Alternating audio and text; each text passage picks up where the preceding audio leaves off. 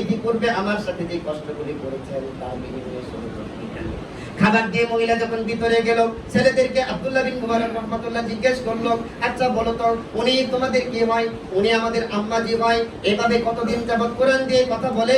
ছেলেরা তখন জবাব দিল, আমরা যেদিন থেকে বুঝতে শিখলাম, যেদিন থেকে আমাদের জ্ঞান হলো, ওই দিন থেকে আমরা দেখে আসছি আমাদের মা আমাদের সাথে এভাবে কোরআন দিয়ে কথা বলে এবং সবার সাথে কোরআন দিয়ে কথা বলে। আর আমরা হিসাব করে দেখেছি প্রায় 40 বছর। সুবহানাল্লাহ, ভিতরে নাই? তাহলে এই কোরআনের প্রতি মহিলাদের দখল কতটুকু ছিল?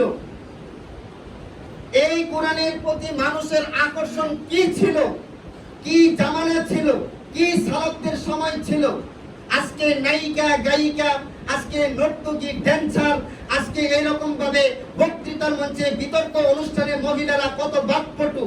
মহিলারা সংসদে যাচ্ছে, মন্ত্রণালয়ে যাচ্ছে, মহিলারা ক্রিকেটার হচ্ছে, মহিলারা ফুটবলার হচ্ছে, মহিলারা বক্সিং পর্যন্ত খেলে, মহিলারা সব জায়গা দখল করেছে।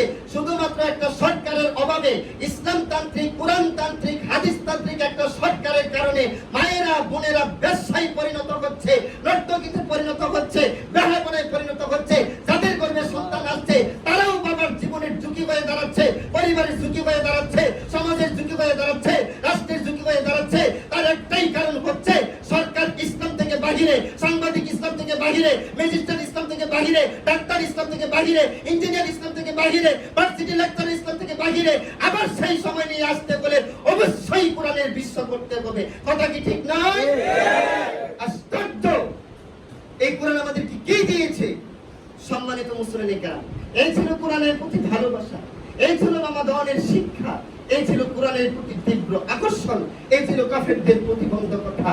ব্রিটিশরা ভেবেছে সিলেবাসের মাধ্যমে যদি এই কোরআন জাতি শিখতে পারে আমরা মাতব্বরি করতে পারবো না। আজকে মানুষ স্কুল কলেজে লেখাপড়া করে কেন? ম্যাজিস্ট্রেট হবে আমি বাবা হবো, ডাক্তার হবে আমি বাবা হবো, বার্ডেন হাসপাতালে চেম্বারে বসবে আমি বড় কিছু হবো, এইরকম ভাবে বড় বড় হাসপাতালে বসবে আমি বড় কিছু হবো। চক্রান্ত করে এই পৃথিবীটাকে ব্রিটিশরা ধ্বংস করে দিয়েছে আর তারা বাহিনী তৈরি করছে। আমার আফসোস লাগে এই জায়গায় এখনো কেন মুজাফফর বিন মহসিন মুজাহিদ তৈরি করার গঠন করার কথা বলে না।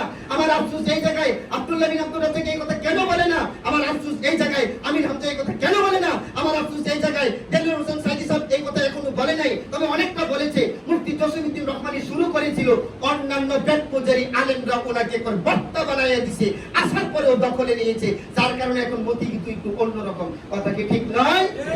এইভাবে জাতির সামনে থেকে কোরআনকে গোপন করা হচ্ছে, এইভাবে জাতির সামনে থেকে বুখারী, মুসলিম, তিরমিজি, আবু দাউদ, ইবনে মাজাহ, মুওয়াত্তা মালিকের বিশাল একটা কিতাবের অধ্যায়, জিহাদের অধ্যায় ছাত্রদেরকেও পড়ায় না, জাতিরও অধ্যায় না, মাদ্রাসা নিয়ে ব্যস্ত আছে। আল্লাহ রাব্বুল আলামিন আমাদেরকে বোঝার তৌফিক দান করুন, বলি আমিন। সম্মানিত উপস্থিতি, এবার আসুন বলতেছিলাম কোরআনের প্রতি ভালোবাসা। আর